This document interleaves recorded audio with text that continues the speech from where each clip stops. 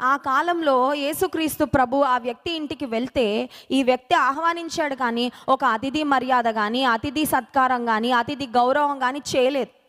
చాలాసార్లు మనం గూడా మన హృదయంలోనికి యేసయ్యను ఆహ్వానిస్తాం గానీ, ఆయనను ట్రీట్ చేయాల్సినట్లుగా మనము ఆయనకివ్వవలసిన గౌరవము, ఆయనకివ్వవలసిన మర్యాద చాలాసార్లు ఇవ్వం. ఈ వ్యక్తి పిలిచాడు. ఎందుకు పిలిచాడంటే, బహుశా సమాజంలో నేనెంత గొప్పోడినో చూడండి, యేసు ప్రభు నన్ను పిలవగానే మా ఇంటికి వచ్చేసాడని చెప్పుకోవడానికి పిలిచాడేమో.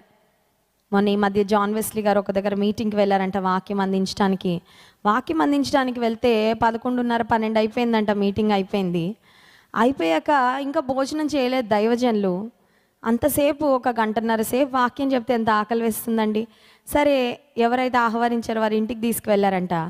వాళ్ళందరూ ఫోటోలు దిగడంలో బిజీగా ఉన్నారు కానీ ఎవరు భోజనం పెట్టట్లేదంటండి.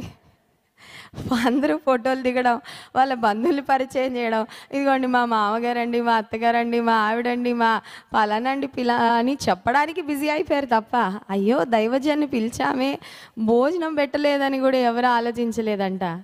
ఆఖరికి అక్కడ మంత్రి గారు దైవజన్నికి చేతిలో మరి భోజనం అంతా వడ్డించి ఇచ్చారంట. ఇంటికి వచ్చాక చెప్తే ఆశ్చర్యం అనిపించింది, నవ్వు కూడా వచ్చింది. కొన్నిసార్లు అతిథులు ఇంటికి వస్తే అతిథులు వచ్చిన ఆనందంలో ఏం చేయాలో కూడా మర్చిపోతాం కదండి. సో యేసుక్రీస్తు ప్రభును సీమోన్ అనే వ్యక్తి పిలిచాడు. He knows how important Jesus is. He knows how powerful Jesus is. యేసు ప్రభు సామాన్యుడు కాదని తెలుసు. యేసుక్రీస్తు ప్రభు ఎంత గొప్పవాడో తెలుసు. యేసు ప్రభు ఎంత సర్వశక్తిమంతుడో తెలుసు.